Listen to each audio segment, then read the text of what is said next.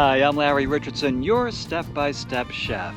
In this episode of Cooking and Camping with the Step-by-Step Chef, the camping edition, we're going to talk about some camping essentials, road trip and camping essentials that I always use when I'm on the road. These are items that really come in handy when you're not home. And when you're camping, you really have to bring everything with you that you think will make your experience more enjoyable, more comfortable, and even more easy. And some of these items that we're going to talk about also involve safety. They are pretty critical to your safety when you're out on the road and you're camping. And I'd like to just take you through the list of what I have, and I'll explain each one to you and what its significance is to me. And I think this will be very helpful to just about every kind of camper out there, from glampers to people who just throw a mat and a sleeping bag down on the ground. So, I'm just trying to be as helpful as I can and make camping fun for you as it is for me. So come on, let me show you the stuff that will make your camping life easier and more pleasurable. First of all, not too long ago, when you went camping, you could pretty much show up at a park and they'd have space for you. Those days are pretty much over. So before you go camping, make sure that you get a reservation. If you're going to national parks, you'll need to get a reservation through recreation.gov. And just try to plan your trip ahead of time if you plan to stay right on the park property. If you don't care where you stay, there are always mom and pop campgrounds around the base of national parks. So they do handle some of the outflow, but I can't guarantee that those places won't fill up on really busy weekends. So try to make reservations whenever possible. The next thing that you want to do is when you show up at any park that you want to go and take a look at, stop at either the ranger station or the visitor center, because you need to get information that is specific to that park. You want to know what's going on with the weather, if there are traffic issues, if there are issues with bears or any other animals. You really need to know what's going on, and you need to read every sign at every location you go to, because it's very important to your safety and your enjoyment to know what's going on in that park and its environment. That way, if anything arises, you'll be ready for it. Next up is navigation. We've all gotten very used to navigating using the GPSs on our phones. They're perfect for that, especially in city settings and where we have great cell service. Where they can really fail is if you go out into rural areas or areas way outside of the cities. And often, and this happens to me because I travel to national parks all around the country, it will say no service, no navigation. I don't doubt that they're going to straighten this out one day, and these will have the true GPS components in them. But for now, this has let me down. And the other thing is, when you're on a trail, if you rely on this and your phone breaks and you don't have a map or any idea where you are, you can get lost, or if this runs out of power. So keep that in mind. What I strongly recommend is if you're going any great distance from home or into rural areas, get a dedicated GPS. This dedicated GPS has not let me down. When my phone has said no service, this has still shown me where I was and gotten me where I needed to go. And they're getting pretty inexpensive. So if you're going out on the road, try to get one of these if you can. Now, you're not going to use this when you are in a park and you're hiking. At that point, you're probably either going to want a GPS that is good and loaded with maps for a national park or a state or county park. But even if you have all of that with you, I still recommend that you get a paper map. That you get a paper map in the ranger's office or the visitor center that will show you how the trails work. You don't want to be out there and have electronics fail and you get lost somewhere in the backwoods. So always rely on a paper map. And even with my dedicated GPS and my phone, I still have this with me.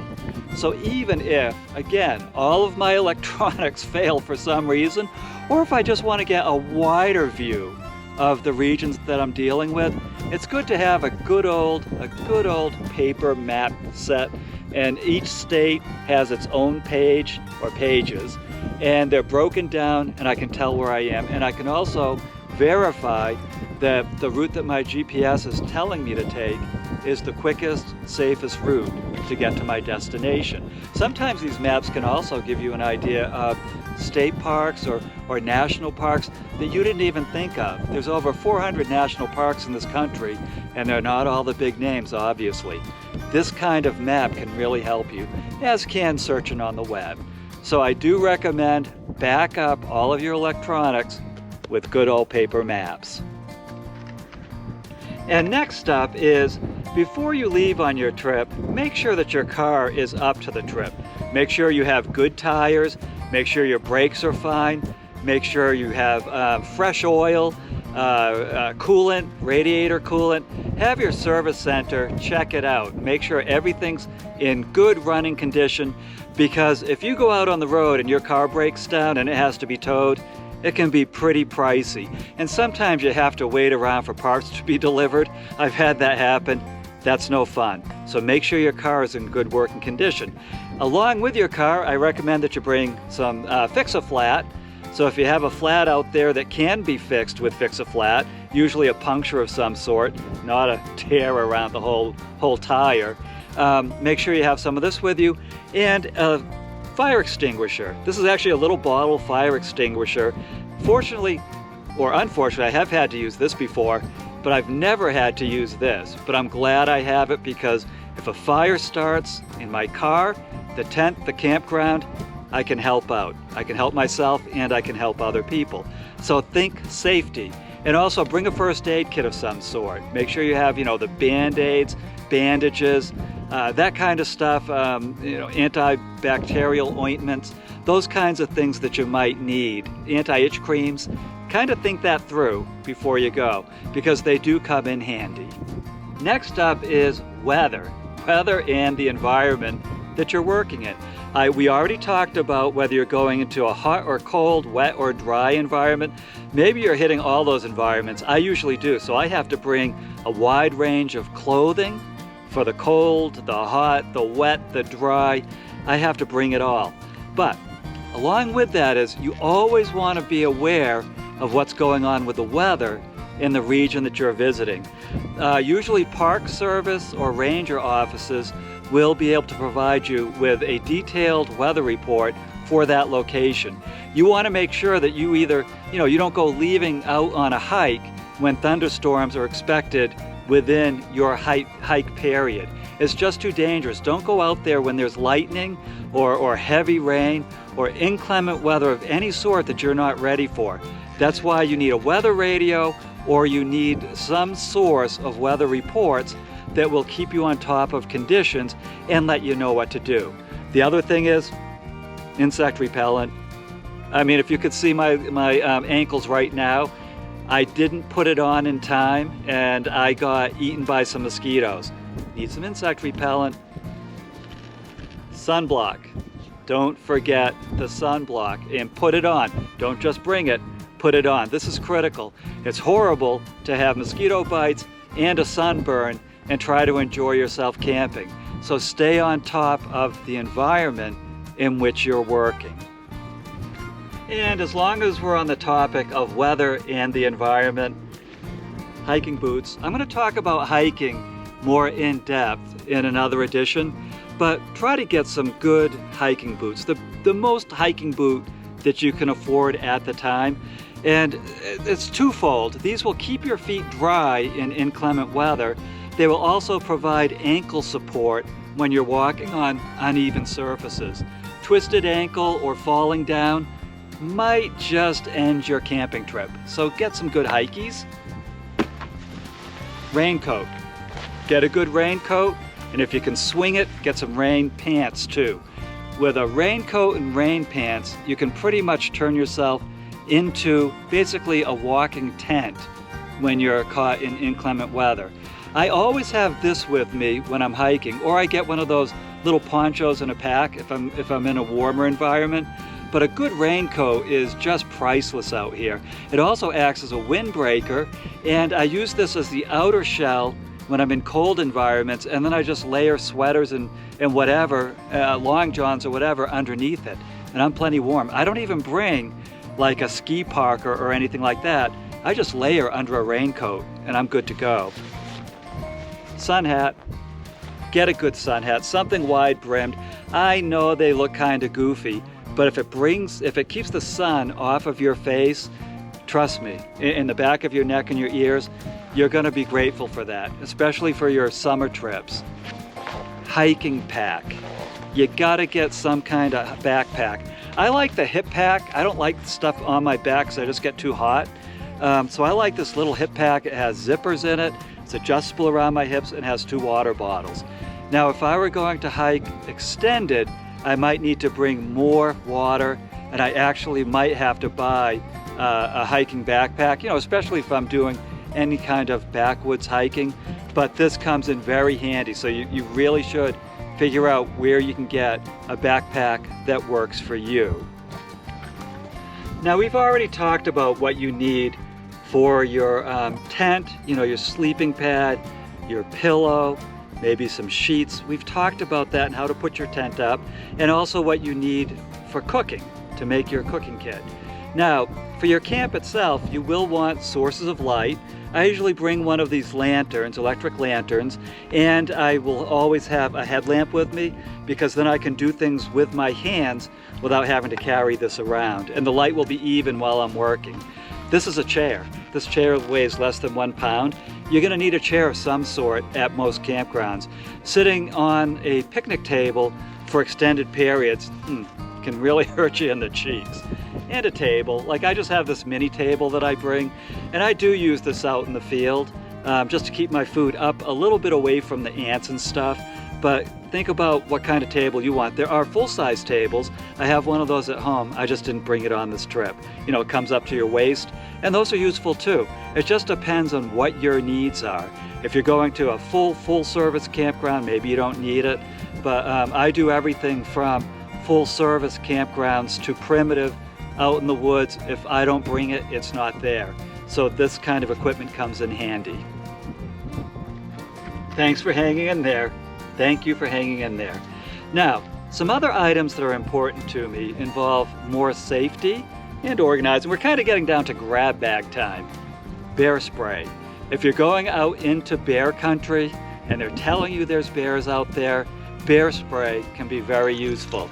The other thing that's useful in that country is a bear bell. It lets bears, it lets wildcats, it lets deer.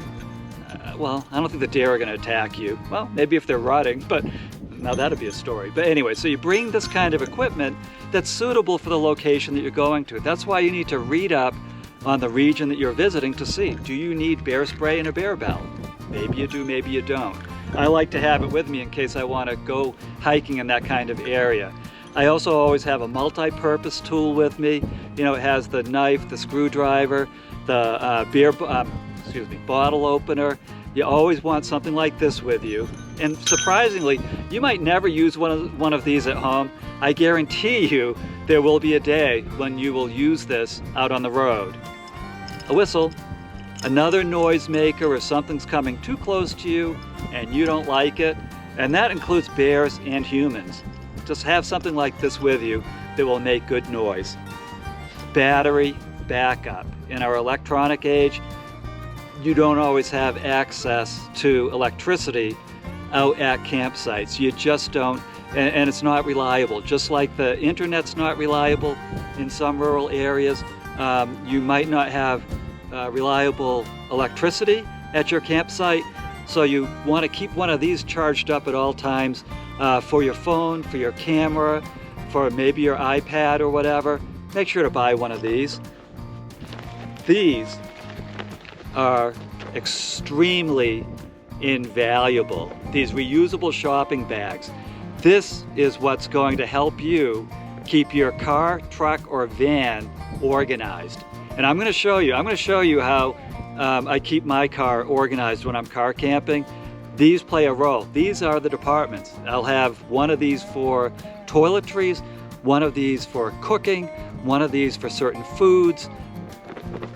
Get some reusable bags, and I will show you why. And now toiletries. Let's talk toiletries. Bring the toiletries that you would usually use at home. If you can get environmentally safe stuff, that's all the better. I do that with detergents, with soaps and shampoo.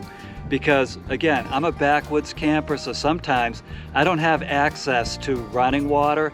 So I have to use stuff out in the field that is environmentally safe, and I try to use it in an environmentally safe manner, such as if you're going to go to the bathroom out in the woods, dig a hole 8 inches or more deep, at least 200 feet away from a water source and other people camping.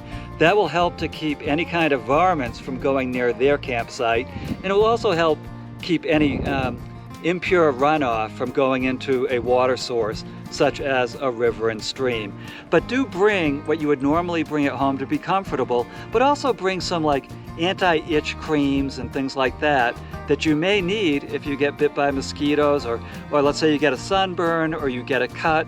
You know, there's different ointments that you might need. And just, you know, take a look at your local department store, pharmacy, and kind of go through the list of what you would need for your safety kit, but also with your toiletries.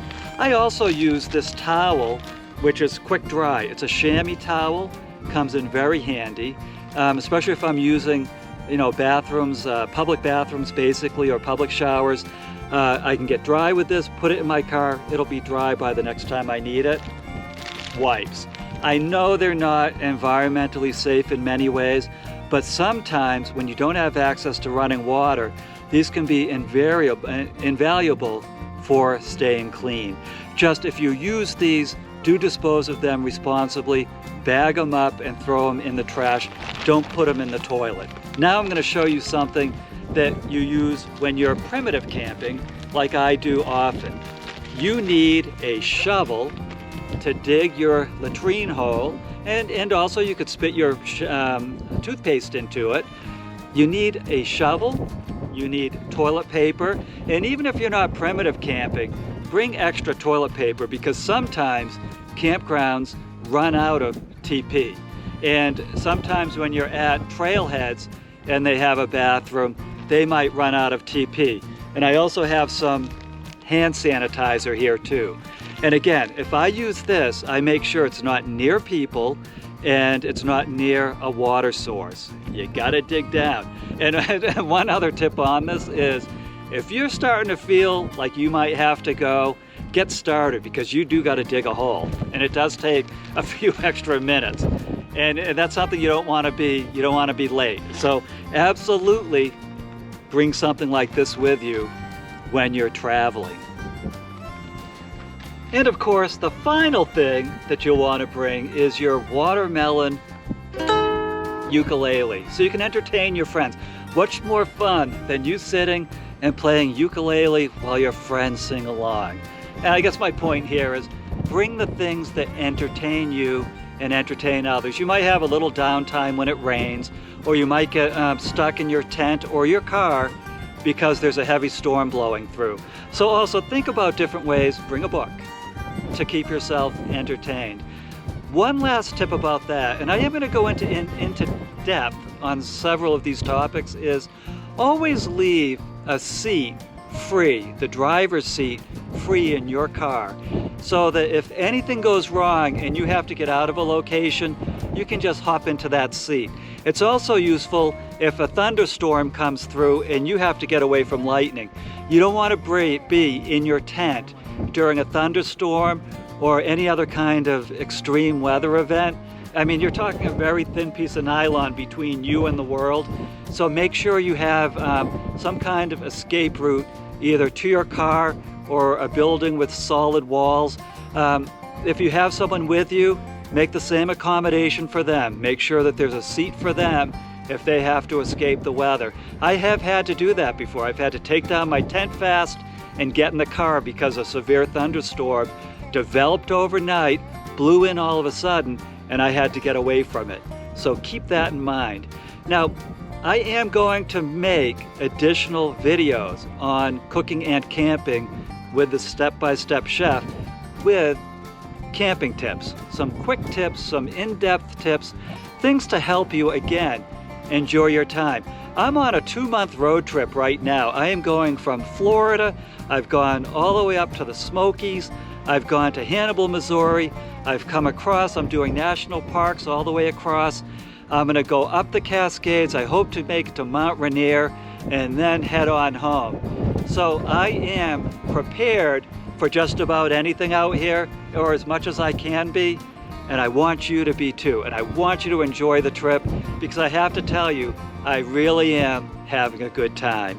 So I'm Larry Richardson. I am your step-by-step chef, and I'll see you in the next episode.